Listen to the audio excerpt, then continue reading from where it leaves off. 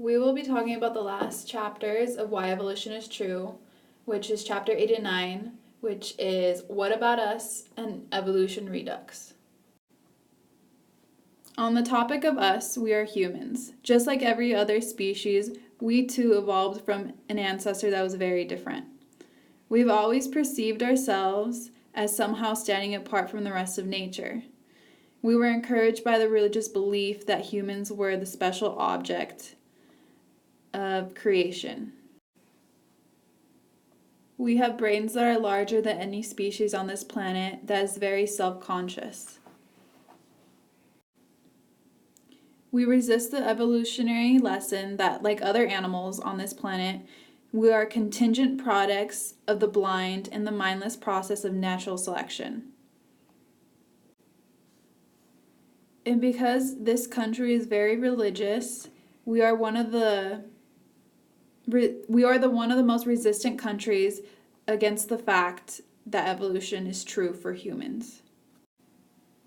Since Darwin's time, we've used fossil evidence to figure out how evolution works.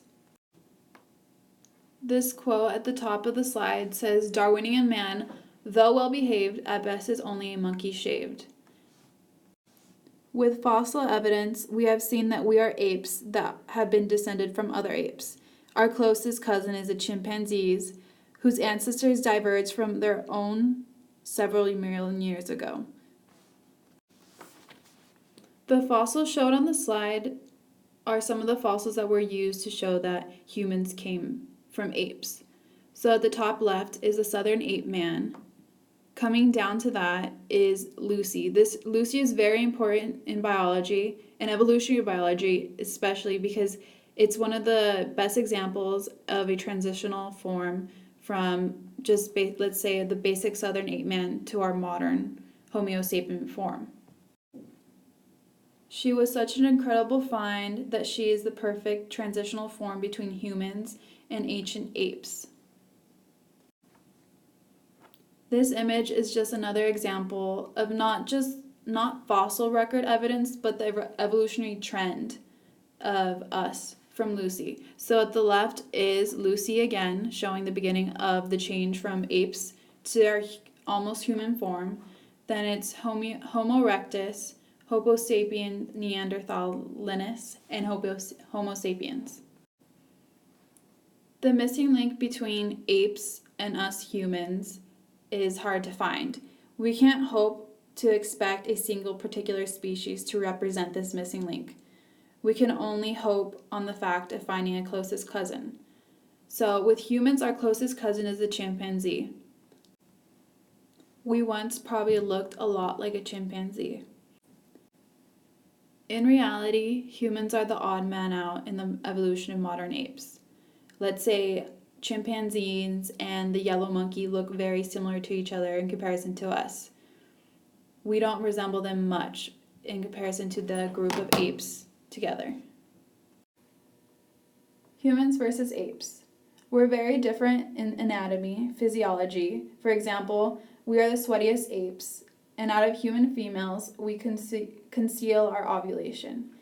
Behavior-wise, us humans tend to pair bond with each other and apes do not. On the subject of language, humans have distinct languages for communications and apes do not. On the subject of brain size, we have larger brains and there's differences in how our neurons are hooked up. In conclusion of humans versus apes, all these differences show that we needed substantial genetic change to get us to where we are now. When the subject of race comes up, most biologists try to stay as far away from it as they can. In history, race has always gone hand in hand with racial prejudice. When explaining race, human physical variation comes in nested groups. There are no direct boundaries to cut off between race. Because there are no direct boundaries to cut off between race is not really a big evolutionary concept. To be exact, within a race, 85 to 90% of variation occurs. But in comparison to all races, only 10 to 15% of physical appearance is different. So, in conclusion, at our cellular and molecular level, we're all basically the same. With these physical differences, there comes upon the fact of sexual selection. The genetic difference in physical traits points in the direction of sexual selection.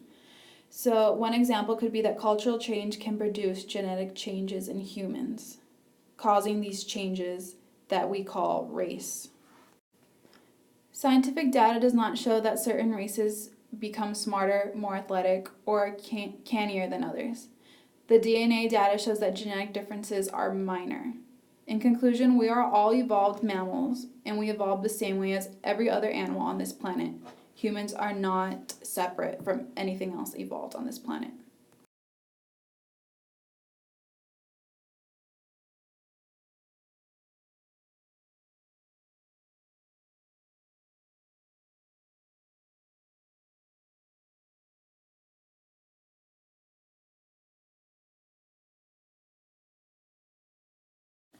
Evolution Redox, Evolution versus Intelligent Design. This is a controversial topic. Intelligent design, according to the book, says that it's religious and not with the scientific method. And evolution tends to have a scientific method.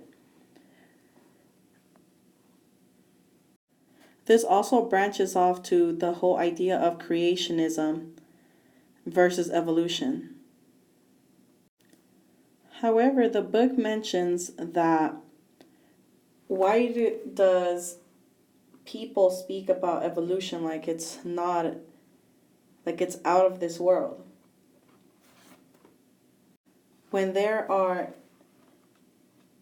everyone is actually talking about evolution, for example, like bacteria and viruses, they tend to develop a resistance to drugs. They evolve, but in the intelligent design side, they don't actually believe that would actually be occurring. Even though there's actually scientific method going on to prove these points. How to find evolutionary proof? Well, you can use a fossil record, the biogeography, embryology, vesigital structures, and suboptimal design. In order for us to see how evolution is actually occurring.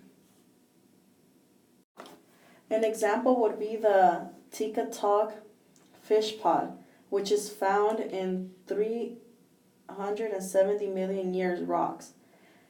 Animal species in which males are brightly colored and females aren't. Species will have polygynous mating systems. Views in science. The idea we evolved from a common ancestor was argued by Pearcey. And there's two types of views: the naturalism, which includes the scientific methods, and materialism, which is the idea that the only reality is physical matter of the universe and that everything else, including thoughts, will, and emotions, come from physical laws acting on matter. In conclusion, the concept of evolution is still an ongoing controversial topic for many. However, there is still one thing that is extraordinary about our species. We figured out how we came to being. We are actually privileged to even be having this controversial topic on evolution and the intelligent design or creationism.